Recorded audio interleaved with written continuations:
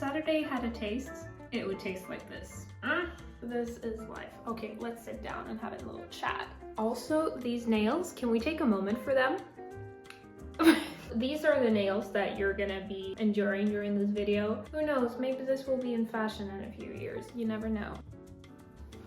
It's a beautiful early April Saturday. As per usual, I've been thinking about something, and my mind is always everywhere, but I've chosen something that I want to dive a little bit deeper into today. I saw this quote a long time ago. I have no idea where. Sometimes when I see quotes that resonate with me, I write them down in my notes app. And this morning I was looking through them and I saw one that really stuck with me. And it said, "Keep your most powerful weapon sharp.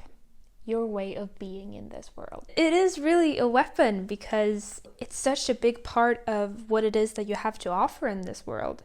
It is your way of being because that is completely unique to you. No one else can do it like you, even though you have all of these thoughts in your mind saying that they can do it better than me, they can do it faster than me, they can do it more effectively than me. But can they do it like you? Let's take YouTubers for an example. There are many successful YouTubers out there. There are so many that have these really good editing skills. And then there are these sit-down YouTubers that make like motivational content that don't edit their videos at all. They just sit down, talk, and upload. At least that's the vibe the video gives out. It's not as complicated editorial-wise. These people that have millions of subscribers, they could say that, well, I'm not as good at editing, so I don't know, maybe I shouldn't do this. But you are incredibly good at delivering your message and connecting with people and saying things that resonate with others and that help them in their everyday.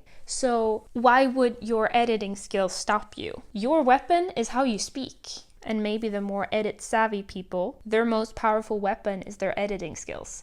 But that doesn't make one YouTuber better than the other or one YouTuber more successful than the other. They're both successful, but in different areas because they sharpen their most powerful weapon. That's skill-wise. But what about your way of being in this world, in just who you are as a person, in how you speak to people, in how you move through the world, in how you connect with others, in how you relax, in how you go about your everyday, in the thoughts that you have, in the way you enter a room, how you make people feel, how you make yourself feel, the most basic essence of who you are. Let's take this Saturday to reflect a little bit more on what your way of being is and how you can refine that and how you can make the best out of your way of being. With artificial intelligence, ChatGPT, things are becoming more and more the same. That is when your individuality, that's going to become incredibly important and incredibly valuable. The AI, it can't replicate that. It can't replicate how you connect with people. For example, I'm reading this book right now. It's a collection of articles and insights from prominent voices of the world. It's in Swedish, so let me translate. Do less but better. Winning isn't everything. Why is not the whole world rich? Learn to focus. The art of changing your mind. One of these articles I read the other day, and it was by the Swedish researcher Emma Frans. And basically the premises was that, with AI being able to do many things that us humans are doing right now, what is going to become more and more valuable in the future is, your social skills and how you connect with other people. And that you want to be the person that people want to go out for a beer with. You can't go out for a beer with an AI. While it's really important to learn all of these like technical skills and everything, now it's going to be higher demands on social skills because an AI can't really replace that. With AI coming in, it takes away some of the work that we're doing today, but it's going to put more emphasis on other parts then, which is going to be like our social skills and our way of connecting with each other and like entertaining each other and making each other feel good. And now I want to read another. Let's see, which one do I want to pick now? This is What It's About by Yuval Noah Harari. If artificial intelligence can hack our language, it can destroy the ability to have meaningful conversations.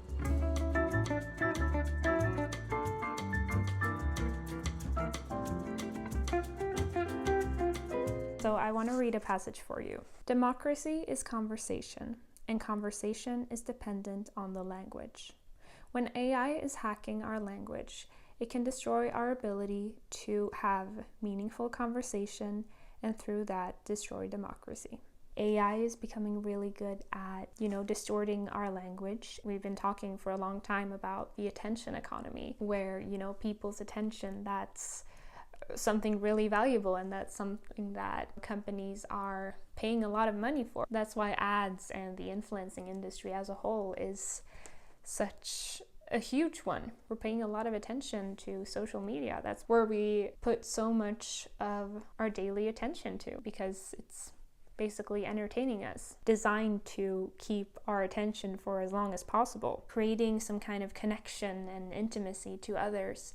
That is a currency in itself as well, because it's about being able to influence people and being able to create a story of what reality is. That's religion, that's money in itself. Money has value because we decided that it has value and that we can trade things for money instead of trading this cup for this book. And that's a story that has been told, and a story that we have been influenced by enough to believe. We believe that money has value, so therefore it does have value.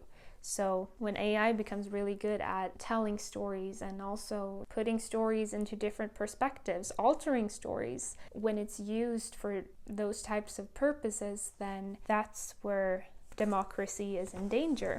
Because what happens when AI becomes better at telling stories than we are? Then it has more influence on us than we do on ourselves. Here it says that it has the ability to change our opinions and our ways of thinking of the world. AI, it cannot have a human connection because it is a bot, but it feels like a human connection and it feels like it's real. So when it distorts the language, when it gets a larger influence of the language that we speak and how we tell stories and what we believe about the world, then it destroys our ability to have meaningful conversations, it says here, and through that being a danger to democracy. So then I'm thinking, okay, what is it that we can do? He proposes legislating laws against AI and stuff like that and having more supervision. But if I'm going to think of more like an individual perspective, then that would be to really keep your most powerful weapon sharp. Your ability to understand language, your ability to write yourself, your ability to see through things, your ability to think critically, and your way of being you, being sure in that, aware of the influences that are around you, and connecting with people and not get lost in the digital world that we're living in increasingly, focusing on what makes you human in a world that values human skills less and less. Or maybe more and more, if we're going to think about the text by Emma. The more sure you are of yourself, then the less influenced you can be. So AI can be a threat to our ability to have meaningful conversations. It becomes truly meaningful as well when it is your thoughts, when it's not someone else's thoughts. And AI is amazing. AI can do many, many different things, but it cannot replicate your way of being in this world. And I think that it's time for us to start valuing that more and more. AI, it makes it easy for us, but some things are really worth fighting for. Yeah, I love these kinds of stuff. So, super interesting. I'm very happy about this book. Now I'm thinking, what do I want to do? Well, my way of being, I love moving, I love dancing, I love connecting with people through the joy of dancing. When you dance, especially with others, there's such a vulnerability in that. I don't know what it is, but I feel like it connects to the really human thing about us. We have to be so vulnerable when we dance. It's so embarrassing for many and it feels uncomfortable, but it's still fun. I think dancing is fun. Of course, not everyone thinks that, but our ability to move to music, how we've done that for thousands of years, I think that's so cool. It makes us connect to one another in an entirely different way. I read this book called The Dance Cure. Dr. Dance, I know his nickname is. And in there, he was talking about that there's scientific proof that we feel better. Happiness hormones are released, not only from the physical movement of dancing, getting your heart rate up and stuff, but also when we do it in connection with other people. If I do this with another person and we do it at the same time, it makes us feel connected, and that releases, good hormones biologically for you as a human, because we seek connection. That helps us survive. When we lived as hunters and gatherers, dancing and music and movement together as a group, that made us look like a much more intimidating, dangerous animal, so that we wouldn't be attacked as easily, which is so cool. Yeah. Anyways, dancing and gym. That's what I want to do. Let's go do it.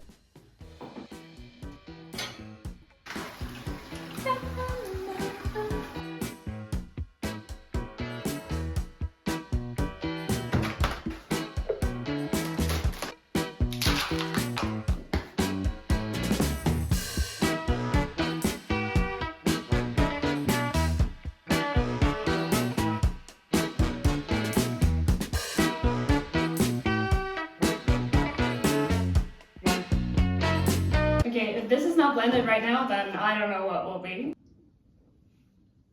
Very much blended. One Hannah Montana song, and it's blended for you. What can I say?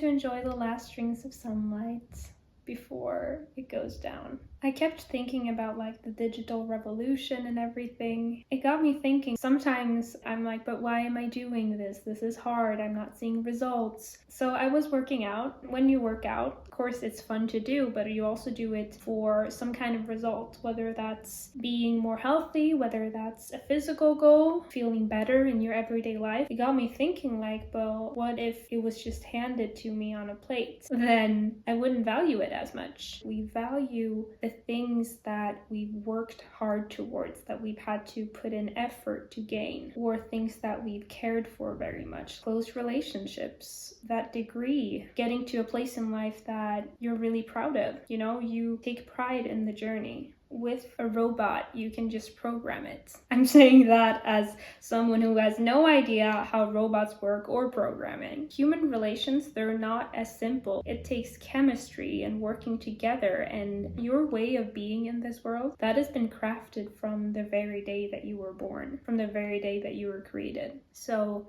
how precious is not that? There's so many uniqueness, not only with what you were born with, but also all the environmental factors that have shaped you into who you are, and all the choices that you've made. You are worth fighting for. You are worth to take care of. Your way of being is something to appreciate. And as I'm saying that, the sun is just getting, stronger and stronger. Is that a sign? I think so. But I'm enjoying it's through a window, so I don't even know if I'm getting vitamin D, but it feels really nice. And it's a little bit too cold to sit outside. Otherwise, we would have had this conversation on the balcony. Work on your weaknesses and refine your strengths, and appreciate everything that makes you you, and get to know yourself. I just don't want you to think that somebody else's way of being is better. Of course you can improve, and you should always be kind. Keep your most powerful weapon sharp, your way of being in this world.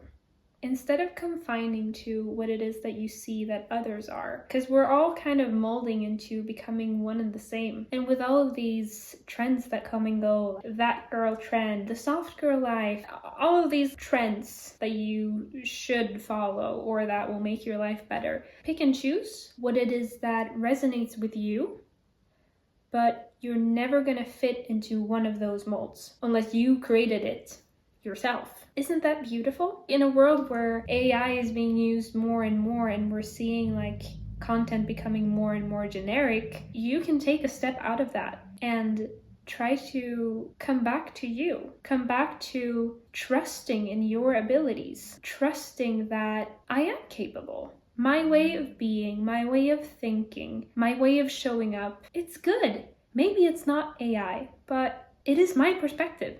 It is how I see it. And AI can never come up with that, regardless of what is better or more effective. Why does that always matter? You know? I just feel like we're putting more and more trust in that, and it can help us so much. And it's amazing in many ways, AI. But I don't want it to make us lose our, trust in ourselves and our capabilities, and that I can sort this out. Keep your mind sharp. Try not to doom scroll. Try not to end up for hours on TikTok and allow your brain capacity and your attention and your energy to just float out to waste. Because while we might be entertained, when you're done scrolling TikTok, you barely remember what it is that you saw. And I'm talking to you, Julia. And that's the thing with AI. It becomes easier, but we value things that we worked hard for, that we put in effort to make it happen. Now I'm gonna enjoy the last of the sun, then we're gonna make some dinner. I think I'm gonna put on some music, just enjoy. I'm happy we caught the last rays of sunshine, or last and last. They're coming again tomorrow.